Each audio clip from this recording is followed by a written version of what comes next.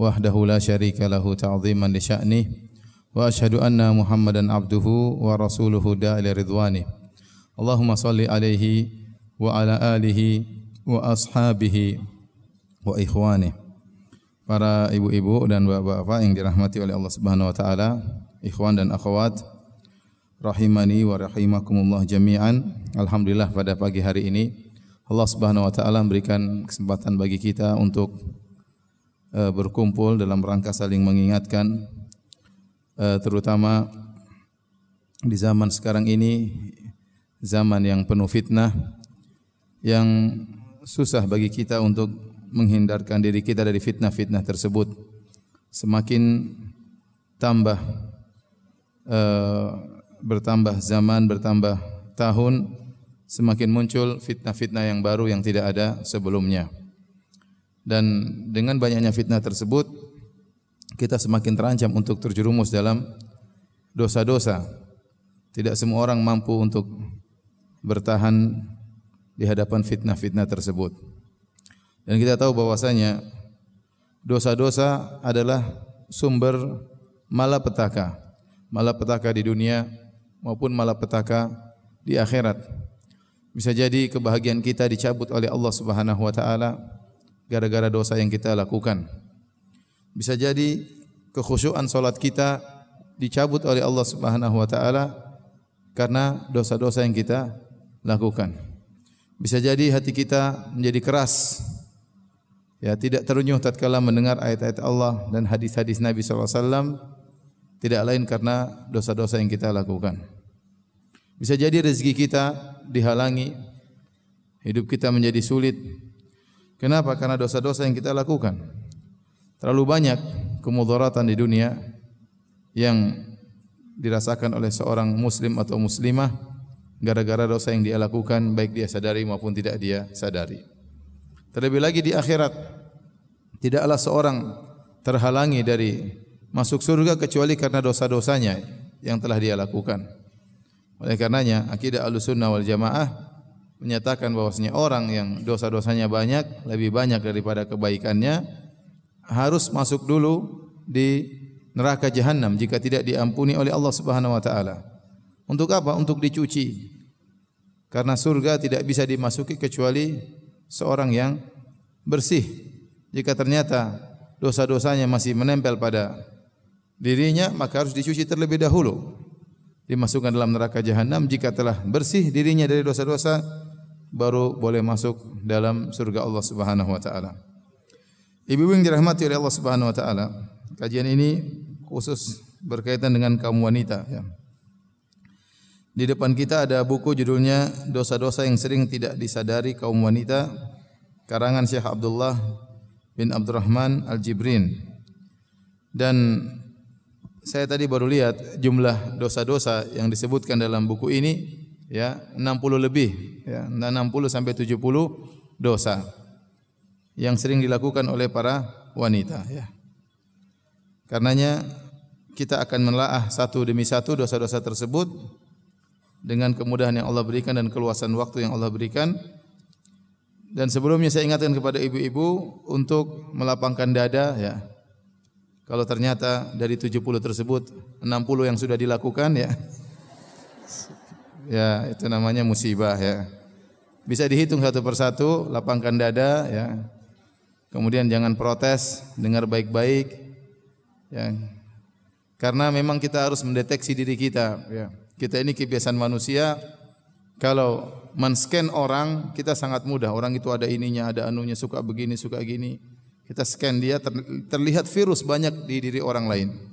Tapi kalau kita men-scan diri kita, susah. Betapa sering kesalahan yang kita lakukan tidak kita sadari, ya. Betapa sering kemaksiatan yang kita lakukan tidak kita sadari, ya. Ada yang menyadari, ya, seperti ada yang datang kepada saya, Ustaz, saya lagi hasad Ustaz, Masya Allah. Dia sadar kalau dia lagi apa? Hasad.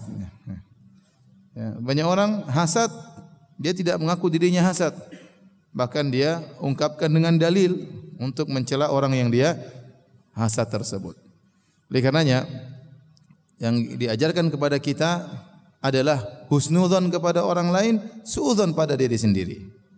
Bukan sebaliknya, suudzon pada orang lain, husnuzon pada diri sendiri. Jadi kita suudzon pada diri kita agar kita bisa men-scan diri kita, kita tahu virus-virus apa yang dalam diri kita untuk kita perbaiki. Nah, buku ini membantu kita dalam proses men-scan diri kita agar kita bisa tahu apa sih dosa-dosa yang sering kita lakukan ya. Ibu-ibu yang saya hormati, ibu-ibu yang dirahmati oleh Allah Subhanahu wa taala, hidup kita cuma sebentar ibu-ibu, tidak lama ya. Hidup ini perlu perjuangan. Ya, kita di zaman fitnah, banyak hal-hal yang bisa memotivasi kita untuk bermaksiat kepada Allah Subhanahu wa taala. Baik tatkala di hadapan banyak orang maupun tatkala bersendirian. Maka tidak ada yang bisa menyelamatkan kita dari dosa-dosa ini kecuali Allah Subhanahu wa taala. Baik, kita baca buku ini ya.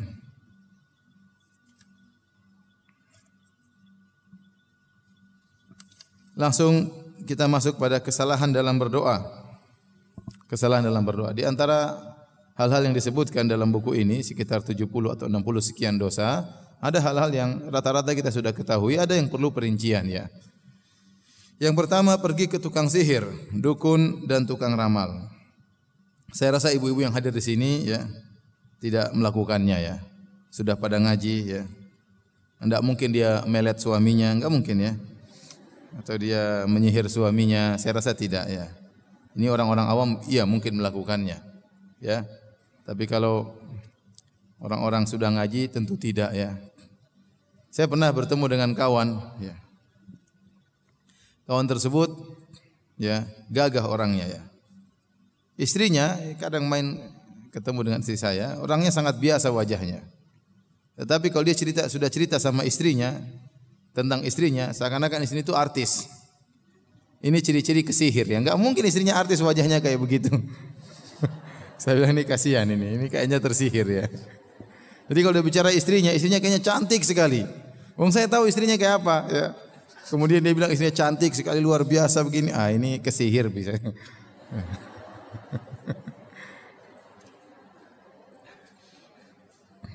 Tapi kalau ibu-ibu insya Allah enggak ya. Belum ada ikhwan yang lapor dia merasa tersihir ya. Taib Nabi SAW bersabda, "Man ata arrafan fasa'alahu an syai'in lam tuqbal lahu salatu arba'ina yauman." Barang siapa yang datang kepada paranormal atau dukun kemudian bertanya tentang sesuatu, maka tidak diterima salatnya selama 40 hari. Artinya apa? Dia salatnya sah, tetapi tidak diterima salatnya 40 hari. Dan perkara seperti ini dalam syariat banyak. Ibadah yang dia lakukan sah tapi tidak ada pahalanya. Contoh, orang berpuasa tapi ghibah. Puasanya sah tapi pahalanya tidak ada ya. Contoh, seorang budak yang lari dari tuannya ya. Kalau dia salatnya sah namun tidak ada pahalanya ya. Contoh kata Nabi sallallahu alaihi wasallam, "Salasatun lam tuqbal salatuhu Salasatun lam turfa salatu fawqa ru'usihim shibran." 3 orang yang salatnya tidak akan naik di atas kepalanya meskipun sejengkal, artinya tidak diterima. Di antaranya kata Nabi sallallahu alaihi wasallam, "Rajulun amma qauman wa hum lahu karihun." Seorang laki yang menjadi imam padahal makmumnya semua tidak suka sama dia. Ya. Kemudian di antaranya akhawani mutasariman. 2 orang yang saling menghajar, yang saling memboikot, yang saling mendiamkan di antara kedua orang tersebut. Kalau salatnya sah namun tidak diterima oleh Allah Subhanahu wa taala. Di antaranya imra'atun batat wa zawjuha 'alaiha sakhit. Seorang wanita yang bikin masalah sama suaminya, kemudian dia tidur pula sementara suaminya jengkel melihat dia. Ini pun salatnya tidak diterima meskipun sah ya. Seperti seorang yang berhaji namun dengan harta yang haram, hasil riba. Orang yang berumrah dengan hasil riba, dengan hasil harta yang haram, maka ini salatnya sah atau hajinya sah, umrahnya sah namun tidak diterima. Sama halnya orang pergi ke dukun. Orang ke dukun bertanya-tanya tentang sesuatu, maka kalau dia salat 40 hari, dia harus salat tetap. Salatnya sah namun tidak diterima sebagai hukuman dari Allah kepadanya. Dan sebagian ulama mengatakan termasuk dalam hal ini adalah jika seorang wanita memasukkan majalah-majalah di rumahnya yang di situ ada ramalan bintang. Ya. Bintang Scorpio, bintang Libra, bintang Kejora, bintang apa ya. Nanti anak-anaknya baca atau suaminya baca atau dia baca ya. Dia baca hari bintang Scorpio, bulan ini diomelin suami terus ya. Kemudian benar habis dia baca itu suaminya ngomel-ngomel ya. Akhirnya dia mulai hatinya terikat kepada ramalan tersebut. Ini sama saja dia bertanya kepada dukun. Wanita yang seperti ini yang membawakan majalah isi ramalan bintang dalam rumahnya dan dia baca-baca, dia telaah ramalan-ramalan tersebut. Ini sebagian ulama mengatakan sama seperti orang yang datang ke dukun dan bertanya-tanya. Dikhawatirkan salatnya 40 hari tidak diterima. Salatnya 40 hari tidak diterima. Yang lebih parah lagi, kata Nabi SAW, lihat halaman 4, man atakahinan fasaddaqahu bima yaqul faqad kafara bima unzila ala Muhammad.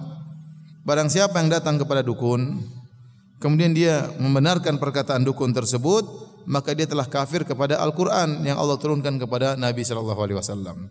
Kenapa dikatakan dia telah kafir? Karena dia meyakini dukun ini mengetahui masa depan tentang hal gaib. Padahal dalam Al-Quran yang Allah turunkan kepada Nabi SAW, tidak ada yang tahu ilmu gaib kecuali Allah Subhanahu Wa Taala. Qul la ya'lamu man fis samawati wal ardil ghaiba illa Allah. Katakanlah tidak ada yang mengetahui hal yang gaib baik di langit maupun di bumi kecuali Allah Subhanahu Wa Taala. Yang tertulis di Lauhil Mahfuz yang tahu hanyalah Allah Subhanahu Wa Taala. Bahkan para malaikat pun tidak tahu kecuali kalau dikabarkan oleh Allah Subhanahu Wa Taala. Nah, para dukun mereka tidak tahu masa depan. Kalau ada seorang datang ke para dukun kemudian bertanya-tanya tentang masa depan dan dia benarkan, maka dia telah kufur kepada Al-Quran. Ya. Kenapa Syekh penulis membawakan ini kesalahan yang sering dilakukan oleh wanita? Karena wanita itu yang lemah, ya. Imannya lemah, hatinya, ya. Sehingga kalau ada masalah, dia tidak kuasa menghadapi masalah tersebut, dia pergi ke dukun. Dia pergi ke dukun, ya. Namun seperti saya katakan tadi, ya, insya Allah ibu-ibu yang hadir, ya, tidak melakukan dosa ini. Taib, dosa yang kedua, berziarah kubur dan bersengaja mengadakan perjalanan jauh hanya untuk ziarah kubur dan khususnya kubur Rasulullah sallallahu alaihi wasallam. Padahal Rasulullah SAW bersabda, la'anallahu zawwaratil kubur. Allah melaknat wanita yang banyak berziarah kuburan, ya. Jadi masalah ziarah kubur, ya. Nabi pernah melarang, kata Nabi sallallahu alaihi wasallam, kuntu nahaitukum an ziyaratil kubur fal'ana fazuruha fa innaha tudzakirukumul akhirah.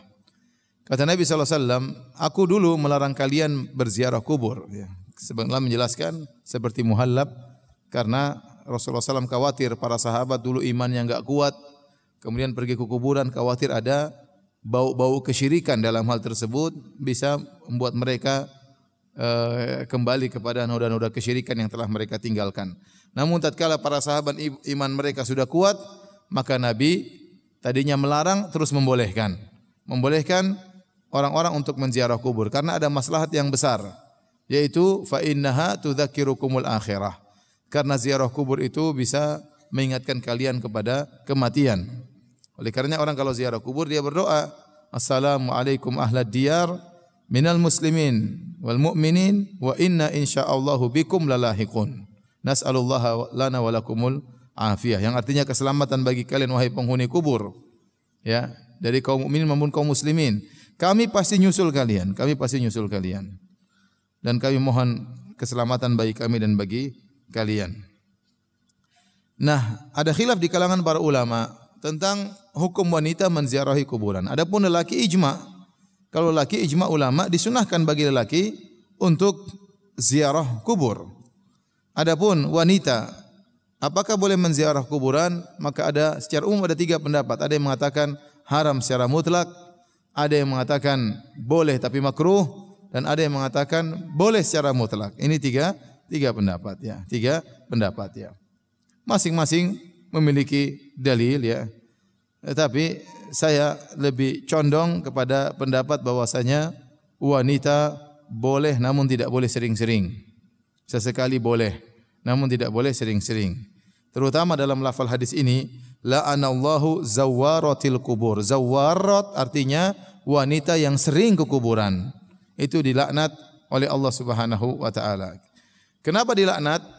Karena wanita disebutkan oleh sebagian ulama, wanita tuh hatinya lemah, mudah menangis, baper ya, mudah tersinggung ya, mudah sedih.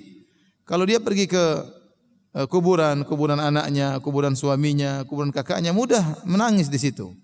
Sehingga akhirnya kesedihan terus menerpa hatinya. Dan kalau sudah banyak sering bersedih, banyak hal-hal yang wajib yang tidak bisa dia kerjakan. Susah dia mengurus suaminya, dia susah mengurus anak-anaknya. Kalau dia sering berziarah kubur. Beda laki-laki tidak demikian. Ya, wanita ke kuburan ayahnya langsung nangis-nangis. Baru ingat ibunya sedikit nangis-nangis ya. Oleh karenanya ada maslahat yang dilihat oleh syariat, karena kalau mereka sudah menangis-nangis di kuburan bisa jadi meronta-ronta, bisa jadi mengangkat suara, dan itu semua ciri-ciri orang yang tidak sabar dengan takdir Allah Subhanahu wa taala. Oleh karenanya saya lebih condong pendapat boleh wanita ke kuburan namun tidak sering, karena lafal hadis la'anallahu zawwaratil kubur. Zawwarat itu artinya wanita yang sering ke kuburan. Allah melaknat wanita yang sering ke kuburan. Namun saya katakan tadi masalah khilaf ya. Yang pertama mengatakan boleh secara mutlak, dianjurkan. Yang kedua mengatakan haram secara mutlak. Yang ketiga mengatakan hukumnya adalah makruh. Oleh karena jika seorang wanita tahu dirinya tidak kuasa menahan tangisan, ya, kalau pergi ke kuburan maka jangan dia ke kuburan. Oleh karenanya kenapa Al-Imam Syafi'i rahimahullahu taala melarang, ya, kalau orang sudah meninggal kemudian datang lebih daripada 3 hari, ngelayat terus di antara dalil yang atau illah sebab yang disebutkan oleh Imam Syafi'i, karena hal tersebut yujaddidul huzn, memperbaharui lagi kesedihan. Kita boleh bersedih tapi jangan terus-terusan. Setan ingin kita bersedih terus-menerus ya.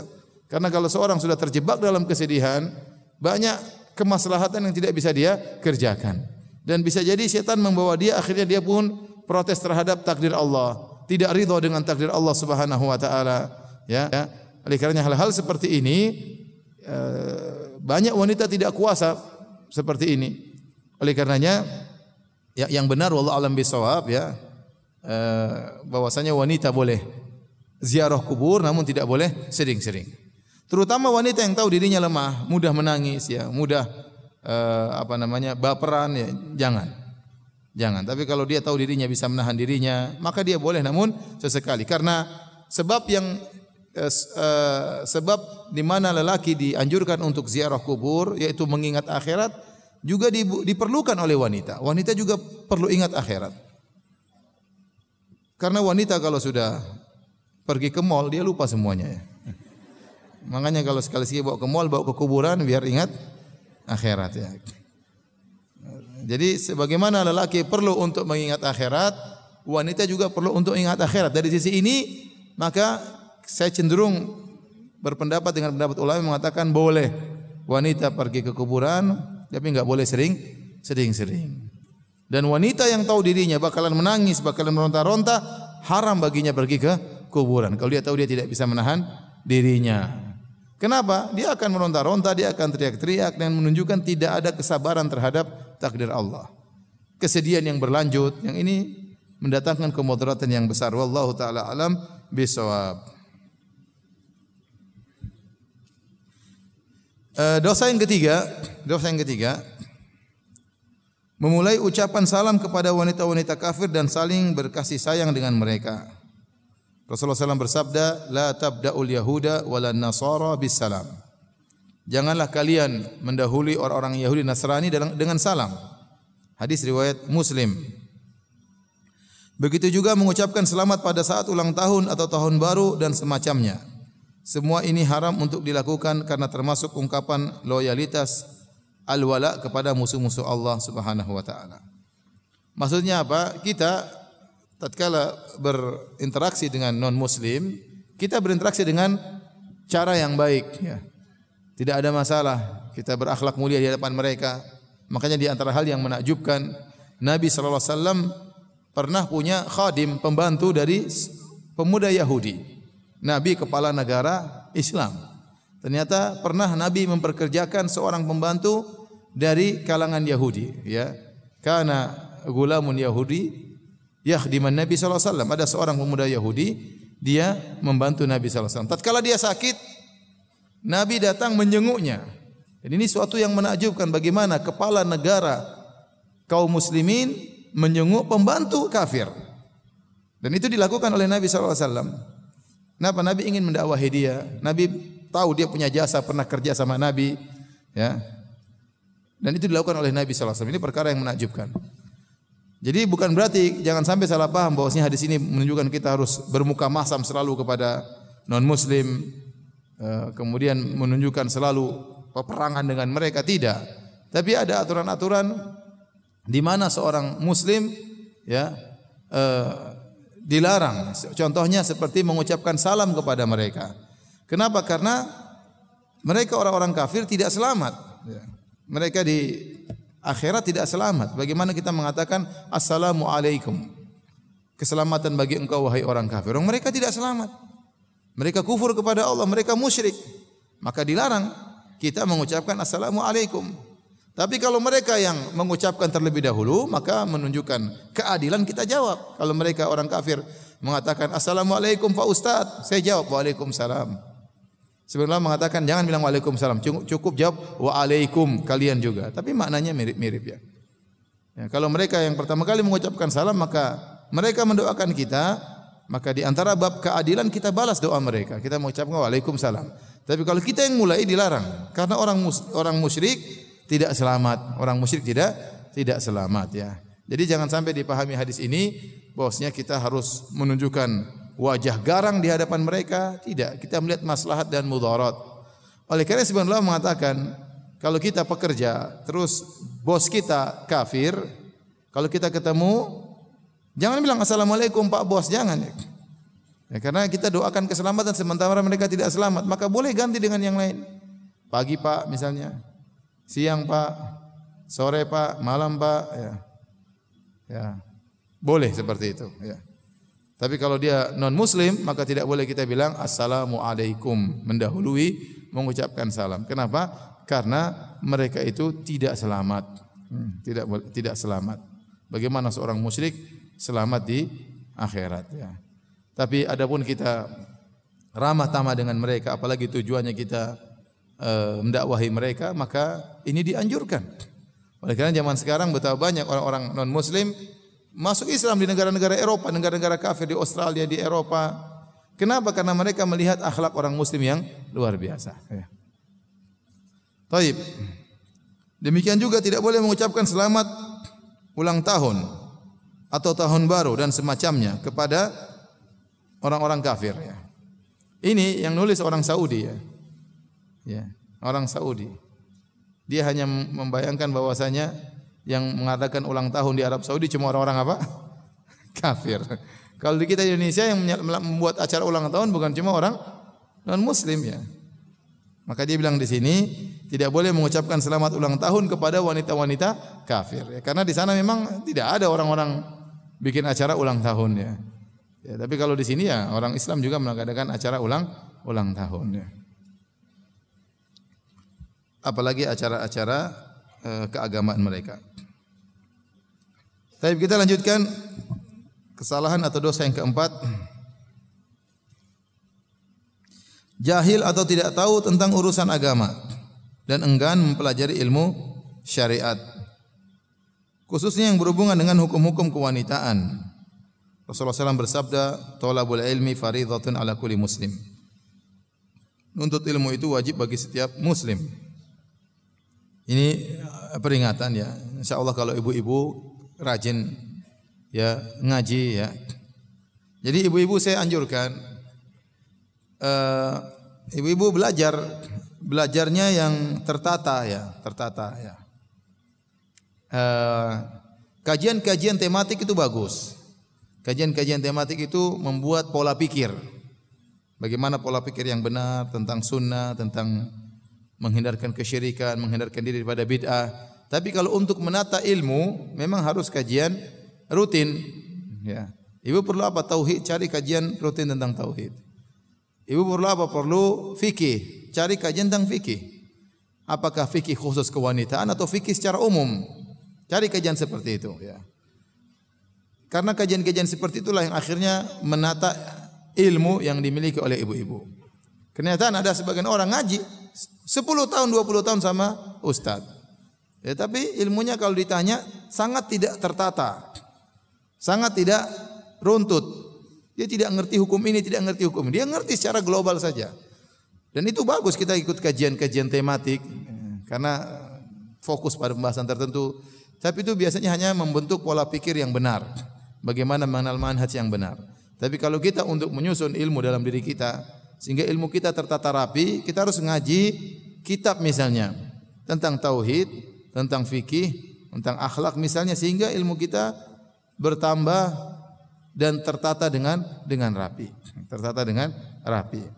Oleh karenanya, kalau ada kajian-kajian rutin buat ibu-ibu sekalian, minta kajian tentang fikih dari awal. Jangan bertele-tele juga. Yang penting tidak perlu detail-detail. Yang penting selesai dari bab toharah sampai terakhir dipelajari. Karena sebagian ibu-ibu rajin semangat, ustadznya ngajar, baru bab toharah buyar. Nanti ngaji baru lagi ustadz baru bab toharah lagi. Buyar. Ngaji lagi bab salat paling banter. Kapan bab poligami? Enggak sampai-sampai. Jadi maksud saya, ya, belajar harus yang apa? Yang tertata, ibu-ibu, ya. Jangan marah ibu-ibu ya. Nanti ada pembahasan sini poligami sini. Sebentar. Tunggu. Jadi seorang belajar dua-duanya penting, kajian tematik, kajian rutin semuanya penting. Tidak perlu saling mengejek itu tematik terus, itu rutin terus. Enggak, Nabi SAW juga selalu tematik ya. Tetapi kita melihat kebutuhan yang kita perlukan. Ya. Nah, kalau untuk ngecas charger iman, tematik bagus. Setiap ada tematik charger iman, semangat lagi. Tapi kalau untuk menata ilmu kita, maka hendaknya kita kajian rutin, kajian kitab ya. Kita bisa tanya pada diri kita sendiri, saya sudah berapa lama ngaji? Sudah 10 tahun, 20 tahun. Jenggot sudah putih semua ya. Rambut sudah putih semua. Wajah mulai keriput dan yang lainnya. Ilmu saya sampai di mana? Apakah sudah mulai paham dengan baik? Ya, kita bertanya pada diri kita sendiri agar kita termotivasi untuk belajar ya. Baik. Kita lanjutkan kesalahan yang 5. Meratapi atau berteriak atau meraung-raung, niyahah namanya. Memukul-mukul wajah dan merobek pakaian ketika ada yang meninggal dunia. Ini bentuk ketidaksabaran terhadap takdir Allah. Rasulullah SAW bersabda, "Laisa minna man latamal khududa." Bukanlah dari golongan kami seorang tatkala terkena musibah dia menampar-nampar pipinya sendiri.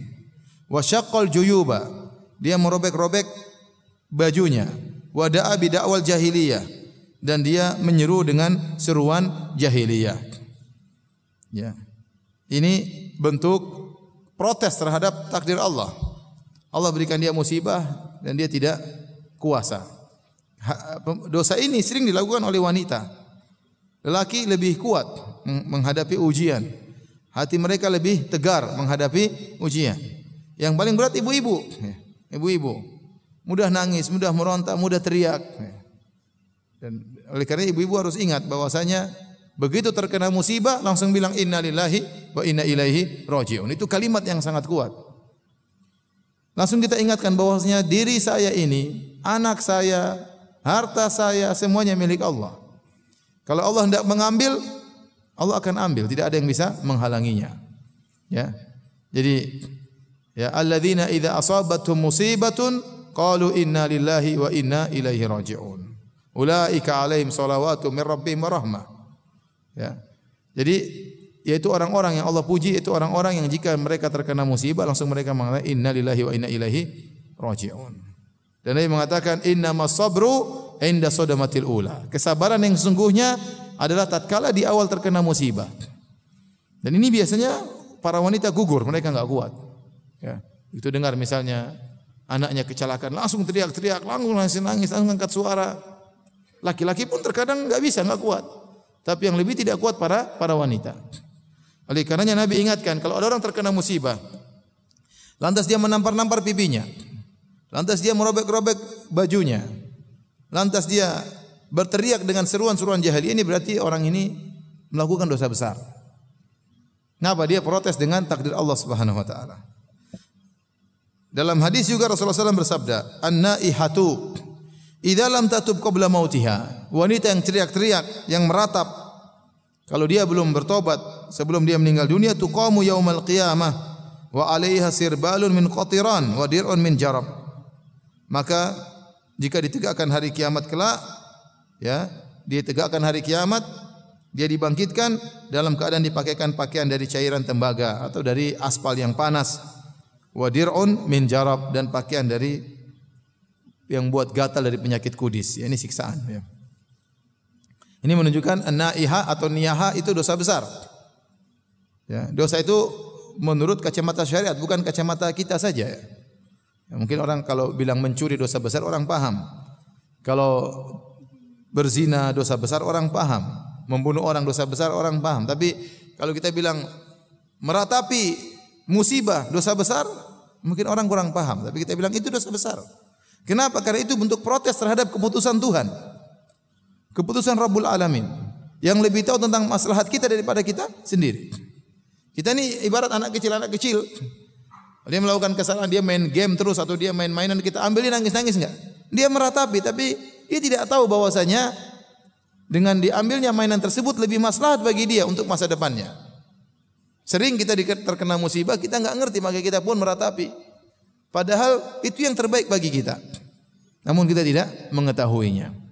Oleh karenanya, ya, seorang yang tatkala terkena musibah kemudian meronta-ronta, teriak-teriak, ini dosa besar.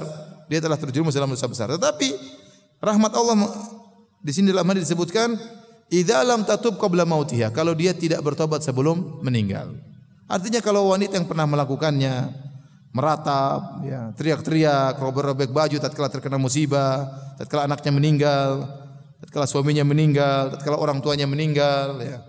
Ya, tatkala terjadi kecelakaan kemudian dia meratap, dia robek-robek bajunya, hendaknya dia bertobat. Hendaknya dia bertobat sebelum dia meninggal dunia. Kalau dia bertobat sebelum meninggal dunia, dia selamat, alhamdulillah. Dosa yang keenam. Nah, ini ibu-ibu zaman sekarang, ibu-ibu zaman now, ya. Dosa yang keenam, pergi ke negara-negara kafir tanpa ada kepentingan dengan alasan untuk studi atau pergi untuk berlibur atau berbulan madu. Masya Allah. Para ulama telah mengeluarkan fatwa bahwa mengadakan lawatan, itu perjalanan atau pergi ke negara-negara kafir, tidak boleh kecuali dengan alasan yang dibenarkan oleh syar'i. Dan untuk rekreasi dan melancong tidaklah termasuk alasan yang dapat diterima. Saya ulangi, ini berat ibu-ibu, ya. Ya, berat bagi yang punya duit. Kalau enggak punya duit, gitu aja enggak bisa. Emang dia enggak punya duit masalahnya. Ini repot yang punya duit. Ya, kemudian pergi ke Singapura, ya, pergi ke negara-negara kafir. Rasulullah SAW bersabda, "Ana bari'un min kulli muslimin yuqimu baina adhhuril musyrikin." Aku berlepas diri dari setiap muslim yang iqamah, yang tinggal di tengah-tengah orang musyrik. Hadis riwayatkan Abu Daud dan Tirmidzi dan disahihkan oleh Al-Albani rahimahullah taala. Jadi, seorang hanya boleh melakukan perjalanan ke negeri kafir kalau ada keperluan mendesak. Contoh dia berobat, tidak ada pengobatan di tanah air atau pengobatan kurang, secara lebih baik, maka tidak ada masalah. Ini syar'i, boleh. Seorang belajar untuk ilmu, ilmu tersebut tidak ada di negeri kita, hanya ada di negeri kafir. Bahkan bisa jadi dia belajar tersebut fardu kifayah. Dia harus belajar di sana, bisa jadi. Dia bisa jadi harus belajar di sana karena tidak ada yang bisa menuntut ilmu tersebut kecuali dia. Itu pun para ulama mempersyaratkan. Di antaranya dia harus berbekal dengan ilmu agama. Dia harus tahu dirinya bisa terhindar daripada fitnah syahwat dan fitnah syubhat. Itu dipersyaratkan oleh Syekh Al-Utsaimin rahimahullahu taala.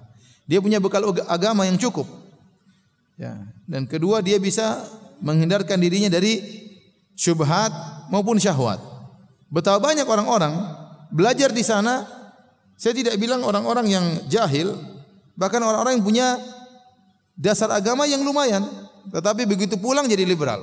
Dan itu banyak terjadi. Tidak usah di Indonesia, Arab Saudi mengirimkan mubta'atsin, pemuda-pemuda belajar di sana, pulang-pulang punya pemikiran liberal. Dan itu banyak terjadi. Apalagi orang Indonesia ya, yang mungkin ilmu agamanya pas-pasan. Kenapa? Dia di sana dia akan menghadapi kehidupan yang lain, berinteraksi dengan berbagai macam model. Ya, datang syubhat dalam dirinya, dia berinteraksi dengan orang-orang kafir, wanita-wanita buka aurat. Kemudian dalam hatinya terbetik, masa mereka mau disiksa di neraka? Orang-orang baik seperti ini, mulailah muncul syubhat dalam dirinya. Mulailah muncul syahwat dan macam-macam. Akhirnya, masa begini haja haram? Masa begini haram? Masa tidak boleh seperti itu? Kenapa dia dikagetkan dengan muamalah yang berbeda yang tidak ada di tempatnya?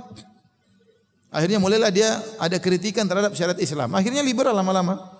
Akhirnya liberal. Kemudian lihat, saya ketemu dengan sebagian orang yang tinggal di sana. Anak-anaknya kalau dia bisa bertahan, dia mungkin berada di atas agama yang benar. Anak-anaknya susah. Saya ketemu waktu pertemuan dengan sebagian orang-orang Indonesia di sana. Anak-anaknya datang Ramadan, mereka datang. Sebagian anak-anak mereka tidak puasa dan itu biasa-biasa aja. Ya, kita susah menyalahkan anak-anaknya karena dia tinggal di lingkungan seperti ini. Mana ada pengajian, mana ada wejangan, tidak puasa. Sebagian ada yang rambutnya anak-anak muda, orang Indonesia, rambutnya botak, kemudian tinggal di sini sedikit, sini ada pohon kormanya di sini. Dan itu biasa aja bagi dia. Ini di antara mudarat kalau tinggal lama-lama di sana. Mungkin orang tuanya bisa bertahan, anaknya enggak bisa bertahan. Saya pergi ke negara Eropa, ketemu orang Indonesia, Ustaz. Orang ngaji, sunnah, jenggot, ikhwan. Ustaz ada satu bikin saya pusing, Ustaz. Kenapa anak saya? Anaknya ada. Kenapa anaknya dia itu laki-laki dicerca oleh kawan-kawannya, diejek. Kenapa? Karena dia belum berzina. Bayangkan. Enggak tahu ini apa namanya? Bukan anak gaul ya. Terbelakang. Kenapa? Dia belum berzina dengan temannya. Dia ejek semua teman-temannya dia. Sehingga dia selalu cerita sama bapaknya, cerita sama ikhwan tersebut. Itu yang berat bagi bapaknya. Saya bilang itulah mudarat kalau tinggal di negara-negara non muslim ya. Saya cerita, saya punya kawan, masya Allah polisi, hafal Quran. Selalu waktu saya belum punya mobil, ya, saya mahasiswa, selalu dia jemput saya setiap sholat subuh, jemput pergi ke Masjid Nabawi. Tanpa ada pamrih apa-apa ya. Sekarang saya sudah punya duit ya. Saya ngajak dia, kamu kapan ke Indonesia? Berapa kali saya ajak dia? Dia enggak mau. Dia bilang alhamdulillah Firanda saya sudah enak sini. Saya enggak lihat macam-macam. Saya bukan ngajak ke Amerika ya, saya ngajak ke Indonesia. Itu pun dia tidak mau. Itu pun dia tidak mau. Saya bilang alhamdulillah saya sudah selamat sini di Madinah. Saya enggak mau keluar Madinah. Saya bilang kamu datang sudah semua saya tanggung, dia enggak mau. Dia enggak mau. Saya bilang berulang karena dia jasanya besar sama saya. Dari saya enggak punya apa-apa, dia yang selalu apa? Bantu ya. Jadi dia tidak mau. Dia tidak mau. Itu baru Indonesia. Saya pernah lihat ada orang Arab Saudi datang sama-sama, saya dari Madinah, juga dari Madinah. Kemudian turun dari pesawat barang-barang, kemudian kita ngantri bagasi. Ini bagasi perempuan, cewek, aurat kelihatan, paha kelihatan, dia cuma astagfirullah, astagfirullah, astagfirullah terus. Sampai kapan dia bertahan astagfirullah? Lama-lama alhamdulillah nanti berubah. Makanya itu kita tidak bicara tentang negara kafir, kita bicara tentang negara Indonesia yang dalam sebagian tempat luar biasa aurat terbuka. Banyak orang-orang tidak punya malu. Bagaimana kalau kita pergi ke negara kafir? Suami ibu-ibu sudah, alhamdulillah lihat ibu saja, ibu tercantik. Kemudian ibu bawa ke Eropa, dilihat macam-macam. Dibandingkan itu cewek Eropa, bule, kurus, ramping, istrinya gembrot, gimana? Meskipun dia tidak membandingkan, pasti ada perbandingan ya. Makanya tidak usahlah berjalan ke tempat-tempat seperti itu ya. Enggak usahlah. Kecuali dalam kondisi apa? Ada keperluan ya. Nah Ustadz ya, saya kan ngisi pengajian. Saya ngisi pengajian, makanya saya bawa istri, bawa anak ya untuk menjaga diri saya. Setelah itu ada jalan-jalannya. Tapi sebagian tempat saya juga tidak mau lagi. Kadang dilema, mereka minta berulang-ulang, saya tidak mau. Tapi kasihan juga enggak ada yang kita mau salahkan mereka, siapa suruh tinggal di situ? Yang mereka sudah nyaman di sana. Cari nafkah, mereka bangun rumah ke Indonesia, mereka kirim uang untuk orang tua mereka. Dan itu mereka tidak bisa lakukan kalau mereka kerja di Indonesia. Ya sudahlah. Yang penting seorang di sana berusaha bertakwa kepada Allah Subhanahu wa taala. Makanya kalau orang-orang tinggal di sana, kemudian mereka buat kegiatan dakwah, maka bisa jadi lebih baik mereka tinggal di sana daripada pulang ke tanah air. Ini pendapat Al-Mawardi. Beliau berkata kalau ada seorang ternyata tinggal di sana di negara kafir dan ternyata keberadaannya itu lebih bermanfaat bagi Islam, maka tidak apa-apa. Tidak apa-apa misalnya dia berusaha mendakwai orang kafir, kemudian dia berusaha mengenalkan Islam kepada orang kafir. Tetapi hukum asal seorang jangan betah-betah di negara non muslim. Ya akhi, ngapain ke negara non muslim? Ke Eropa makan setengah mati. Ya. Saya di Eropa mungkin indah lah. Saya di Eropa cuma berapa? 10 hari. Oke lah kita jalan-jalan ke Paris, ke Amsterdam, ngisi pengajian sana, ngisi pengajian sini. Oke lah kita lihat hijaunya, tapi ya lebih enak di Jakarta. Kita mau cari apa namanya gado-gado nggak ada, mau cari apalagi sop kikil dari mana di sana nggak ada, macam-macam nggak ada. Enak cuma seminggu, setelah itu nggak enak, lebih enak pulang ke tanah air. Ya. Alhamdulillah ya. Itu pun saya ke negara-negara seperti itu di musim dingin ya. Itu pun sudah parah, apalagi kalau musim semi. Semua orang buka-bukaan. Jadi ibu-ibu sekarang kalau musim liburan jangan ke negara-negara kafir, jangan ya. Ke Tanah Abang aja lah, enggak apa. Jangan ya, enggak usah. Nanti lihat yang telanjang-telanjang. Mau lihat telanjang-telanjang pergi aja ke Taman Safari. Sana banyak yang telanjang. Ya, enggak apa-apa, itu aman ya. Tapi kalau ke Eropa, ke negara-negara kafir, ya, subhanallah. Orang-orang kafir tidak pernah mempedulikan perasaan kita. Malah dia peduli, kemudian dia buka kelihatan buah dadanya, keluarkan sebagian anunya, sebagian ininya. Dia tidak peduli, kita yang pusing lihat dia. Kita yang pusing, oh gimana ngantri depan dia begitu, kemudian dia pakai celana, pantatnya kelihatan, ya kita gimana? Kita belok kanan juga sama, kanan kiri repot. Lihat ke bawah juga setengah mati. Ya kadang-kadang seperti mau diapain. Mereka tidak pernah peduli dengan perasaan orang. Yang penting dia enjoy, dia buka-bukaan, dia enggak peduli. Karena ibu-ibu jaga suami ibu-ibu.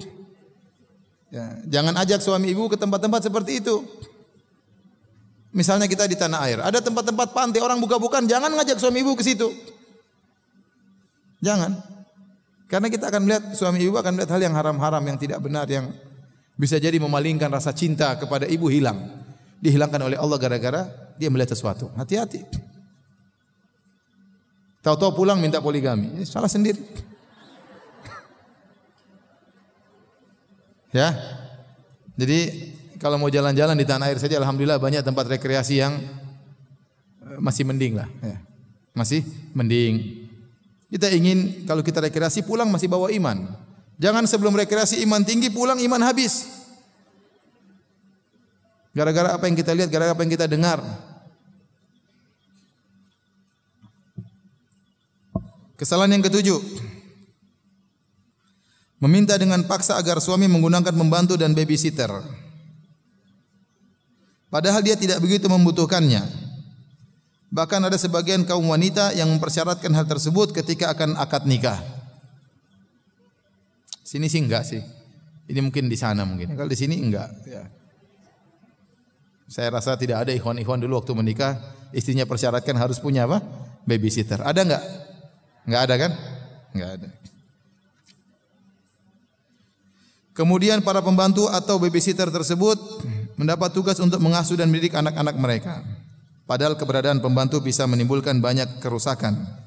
Seperti bisa berakibat buruk terhadap akidah dan moral anak-anak. Dan ini bicara tentang di sana ya. Karena di Arab Saudi banyak pembantu dari non-muslim, dari Filipina. Akhirnya akhlak pembantu tersebut diwariskan kepada anak-anak mereka. Karena yang ngurusi anak-anak pembantu-pembantu yang non-muslim. Yang tentu tidak mengerti adab, tidak mengerti akidah, diajar macam-macam, anaknya melihat, ya, pembantunya melakukan ini diikuti. Ya. Anak perempuan melihat wanita pembantunya pakai baju yang tidak beres, buka-bukaan diikuti jadi hal yang biasa bagi anak-anak. Kalau di sini saya rasa enggak ya, saya rasa enggak. Tapi intinya, ibu-ibu sekalian, kalau tidak begitu perlu, masih bisa dikerjakan sendiri, tidak perlu cari pembantu. Dosa yang ke-8, mengejek dan menghina orang-orang muslim atau muslimah. Khususnya kaum muslimah yang konsisten terhadap ajaran agama. Dan lupa bahwa dengan hal tersebut dia melakukan sesuatu yang dapat membatalkan keislamannya. Dia dianggap murtad dari Islam bila dia mengejek kaum wanita muslimah karena konsisten dengan ajaran-ajaran agama. Yang diantaranya adalah hijab. Allah berfirman, "Qul abillahi wa ayatihi wa rasulihi kuntum tastahzi'un." Katakanlah, apakah dengan Allah dan ayat-ayatnya dan Rasulnya kalian mengejek? La ta'tadhiru qad kafartum ba'da imanikum. Tidak usah kalian cari-cari alasan karena sungguhnya kalian telah kafir sesudah kalian beriman. Ini tentang istihza biddin, mengejek. Insyaallah ibu-ibu tidak ya. Tapi di sebagian wanita muslimah yang belum mengerti agama terkadang mengejek tentang keislaman. Mengejek tentang jilbab, mengejek tentang cadar ya. Mengejek tentang jenggot, mengejek tentang banyak hal-hal yang mereka ejek, lalu itu mengejek syariat Nabi Muhammad sallallahu alaihi wasallam. Dan itu tentunya bahaya, bisa mengantarkan kepada kekufuran. Yang kesalahan 9, sebagian kaum wanita mendoakan diri mereka ditimpa keburukan ketika ditimpa musibah yang tidak sabar dia hadapi. Padahal Rasulullah SAW bersabda, la yatamannayanna ahadukumul mauta. Jangan sekali-sekali salah seorang dari kalian mengharapkan kematian li dhurrin nazala bihi, karena ada kemudaratan yang sedang dia timpa.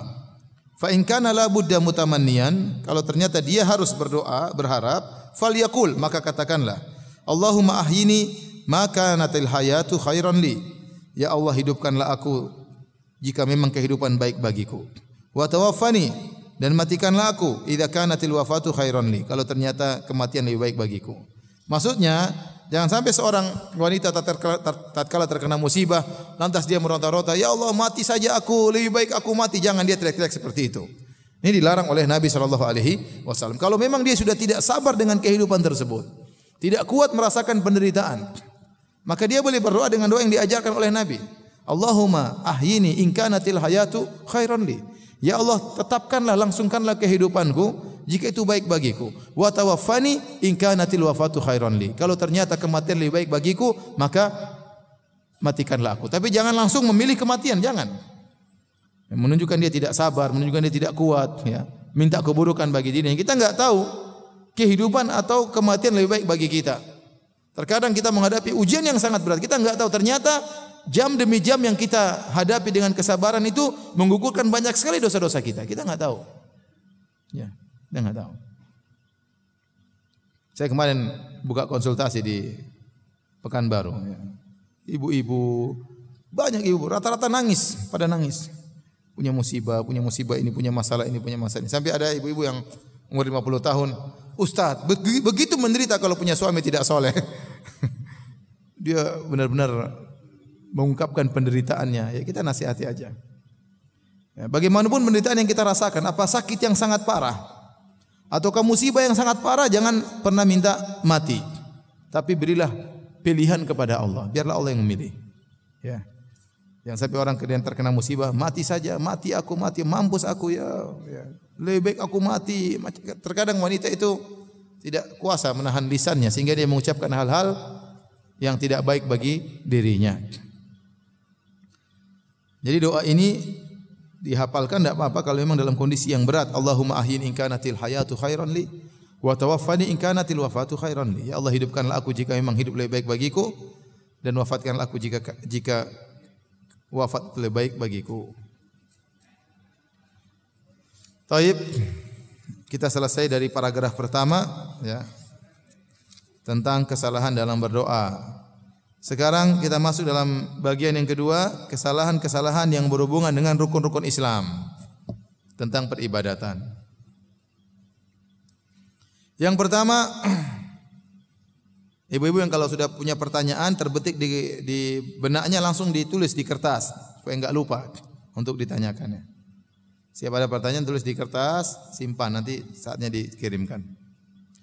Kesalahan yang berhubungan dengan rukun-rukun Islam. Yang pertama mengakhirkan salat dari waktunya.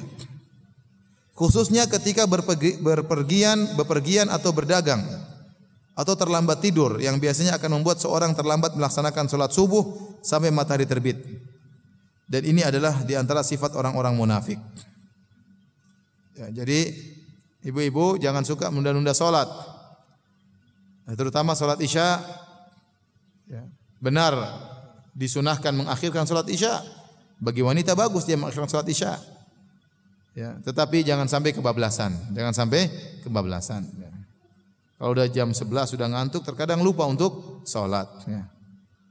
Kemudian juga jangan terlalu banyak begadang. Nanti akhirnya salat subuh terlambat bangun. Karena menunda salat ini adalah dosa besar. Rasulullah SAW bersabda, "Idza shallatil mar'atu khamsaha," jika seorang wanita salat 5 waktu, wa shamat syahraha, kemudian dia berpuasa di bulan Ramadan, wa hafizat farjaha, dan dia menjaga kemaluannya, wa ata'at zaujaha, dia taat kepada suaminya, qila laha, dikatakan kepadanya, udkhilil jannata min ayyi abwabil jannati syi'ti, masuklah engkau dari pintu surga mana saja yang kau kehendaki. Dan ini hadis yang sangat luar biasa tentang keutamaan wanita yang menjalankan 4 perkara ini. Salat 5 waktu, puasa bulan Ramadan, menjaga kemaluan, taat kepada suami. Dia akan masuk surga dari pintu mana saja yang dia kehendaki. Tetapi jika ternyata dia tidak salat, menunda salat sampai keluar waktunya, maka bahaya. Lihat hadis berikutnya, kata Nabi sallallahu alaihi wasallam, "Atani lailata atiyan." Telah datang kepadaku 2 utusan. Wa innahuma ibta'athani. Kemudian mereka berdua mengajakku. Mereka berkata kepadaku, "Intalik," pergilah. "Intalik," berangkatlah. Fantalaqtu ma'ahuma, maka aku pun berangkat bersama mereka berdua. Wa ataina ala rajulin muttaji'in, dan kami mendatangi seorang lelaki yang sedang berbaring, wa idza akharu qaimun alaihi bi sakhratin. Kemudian tiba-tiba ada lelaki yang lain berdiri di atas lelaki yang berbaring tersebut sambil membawa batu besar. Wa idza huwa yahwi bi sakhrati ila ra'sihi. Tiba-tiba orang yang berdiri tadi menghantamkan batu tersebut kepada kepala orang yang sedang berbaring. Fayathlaju ra'sahu fayatadahdahul hajaru hahuna. Maka kepalanya pun hancur, kemudian batu tersebut menggelinding, fayatba'ahu fayakhudhuhu. Kemudian tatkala batu yang digunakan menghancurkan kepala sudah menggelinding, orang yang tadi menghantamkan batu pergi mengambil batu yang menggelinding tersebut. Fala yarji'u ilaihi hatta yasihha ra'suhu kama kan. Tatkala dia kembali lagi, ternyata orang yang kepalanya hancur tadi sudah sembuh lagi kepalanya, sudah baik lagi. Kemudian thumma ya'udu ilaihi fayaf'alu. Kemudian dia balik, dia hantamkan lagi kepala orang tersebut dengan batu besar tadi. Maka hancur lagi kepalanya, kemudian batunya menggelinding lagi. Kemudian orang tersebut pergi mengambil batu, balik lagi kepalanya sudah baik lagi, dia hancurkan dan terus menerus. Aku berkata kepada 2 utusan ini, "Subhanallah, ma hadza?" Maha suci Allah, apa ini? Qala li, 2 utusan ini berkata kepadaku, "Ama inna sanukhbiruka," kami akan mengabarkan kepada engkau. "Amar rajulul awwal ladzi ataita alaihi yuthlagu ra'suhu." Adapun orang yang pertama kau lihat yang hancur kepalanya bil hajar, dihancurkan dengan batu, fa innahu ya'khudul Qur'an fayarfudhuhu. Dia mengambil Al-Qur'an dan dia menolak Al-Qur'an. Wa yanamu 'anis shalatil maktubah, dan dia tidur sehingga meninggalkan salat fardu. Jadi hati-hati ibu-ibu, jangan sampai ketiduran, kebiasaan jadi kebiasaan. Salat subuh selalu tatkala matahari sudah terbit, karena ini hukumnya haram. Kalau sesekali biasa, namanya manusia ketiduran itu biasa. Tetapi kalau sudah menjadikan perkara ini sebagai suatu kebiasaan, makinlah dosa besar. Perkara yang kedua, ibu-ibu, wanita yang tidak mengqadha, tidak mengganti salat yang sudah masuk waktunya namun belum dilaksanakan karena keluar darah haid atau nifasnya. Padahal seharusnya dia wajib menggantinya langsung setelah suci dari haid atau nifas. Maksudnya bagaimana? Ibu-ibu, Sekarang salat azan zuhur jam berapa? Taruhlah jam 12. Jam 12. Kemudian sudah masuk waktu salat zuhur, dia tidak salat. Dia nanti saya salat jam setengah 3. Tahu-tahu jam 2 dia haid. Menurut Syekh Abdullah bin Abdurrahman Al-Jibrin, kalau nanti dia sudah suci dari haidnya, maka yang pertama dia lakukan, dia mengqadha salat zuhur. Kenapa? Karena dia sudah mendapati kewajiban salat zuhur. Dan ada waktu untuk bisa salat zuhur, namun dia tidak kerjakan, dia tunda-tunda sampai jam setengah 3, kemudian ternyata dia haid, maka dia harus mengqadha tatkala suci. Sebenarnya permasalahan ini permasalahan khilafiyah. Ada beberapa pendapat tentang masalah ini. Ada pendapat yang mengatakan jika dia sempat mendapatkan takbiratul ihram, jadi misalnya azan zuhur jam 12 pas, kemudian dia sudah mendengar azan zuhur jam 12 lewat seperempat atau jam 12 lewat 10 menit dia haid, maka dia harus mengqadha. Kenapa 10 menit cukup untuk salat? Jangankan takbiratul ihram, bahkan sebagian lagi mengatakan yang penting dia bisa dapat 1 rakaat. Artinya kalau sudah jam 12 azan zuhur, ternyata jam 12.05 dia haid, jam 12 lewat 5 dia haid, dia harus mengqadha salat zuhur kalau dia suci. Kenapa 5 menit itu cukup untuk salat? Bahkan jam 12 lewat 2 menit dia haid, 2 menit cukup untuk 1 rakaat, maka dia harus mengqadha. Ini pendapat. Pendapat yang lain dan pendapat dipilih Syekh bin Baz. Yang pertama pendapat Syekh Utsaimin rahimahullah taala. Pendapat kedua pendapat Syekh bin Baz rahimahullah taala bahwasanya wanita yang dia haid di waktu dia sudah mendapati kewajiban salat, seperti tadi dia haid jam setengah 3 dan dia belum salat zuhur, maka kalau dia suci dia tidak perlu salat. Kenapa? Karena waktu salat wanita itu muwassa. Waktu salat wanita itu panjang. Duhur jam 2, jam 12, misalnya asar jam 3. Dia punya 3 jam untuk salat. Dia mau salat di waktu kapan saja, enggak ada masalah. Dia salat jam 3 kurang 10 enggak ada masalah. Oleh karena Syekh bin Baz memandang kalau dia haid ternyata jam setengah 3 tidak harus mengqadha. Ini pendapat yang kuat. Saya lebih cenderung pendapat ini daripada pendapat Syekh Utsaimin rahimahullah taala. Pendapat yang ketiga yang merupakan perincian dari 2 pendapat ini, yaitu jika seorang wanita menunda-nunda salatnya sampai tinggal 5 menit sebelum salat asar dia haid, maka itu baru dia qadha. Kenapa? Karena waktu dia sudah tinggal itu saja untuk salat. Harusnya dia salat namun dia tidak salat, akhirnya dia harus mengqadhanya di waktu yang lain. Mungkin ibu tidak paham, saya ulang ya. Pendapat pertama, jika dia mendapati 5 menit saja, namun dia tidak salat, akhirnya dia haid, maka dia harus mengqadha kalau dia suci. Contoh, salat zuhur jam 12, salat asar jam 3. Ternyata jam 12 lewat 5 sudah azan, dia tidak salat, jam 12 lewat 5 dia haid, maka kalau dia suci dia harus mengqadha. Ini pendapat tadi pendapat siapa? Syekh Al-Utsaimin rahimahullah taala. Pendapat kedua pendapat Syekh bin Baz ya. Bahwasanya kalau dia haid jam setengah 3 enggak apa-apa karena waktu dia untuk salat panjang. Dia boleh salat. Dia belum terkena kewajiban yang harus. Tidak ada yang bilang kamu harus salat jam 2, enggak ada. Dia boleh salat sampai jam 3 kurang 5, enggak ada masalah. Wanita boleh salat zuhur kapan? Boleh jam 12 lewat 5? Boleh. Boleh jam 1? Boleh. Boleh jam 2? Boleh. Boleh jam setengah 3? Boleh. Boleh jam 3 kurang 5? Boleh. Yang penting jangan sampai jam 3. Paham? Karena waktu dia muwassa, yaitu waktu dia untuk salat luas. Dia boleh milih mana saja. Misalnya dia ingin salat jam 3 kurang 10, tahu-tahu jam setengah 3 dia haid, maka dia tidak perlu mengqadha. Kenapa? Karena dia belum terkena kewajiban yang harus. Faham? Berbeda kalau dia ternyata waktu salat zuhur dia tunda-tunda, nantilah.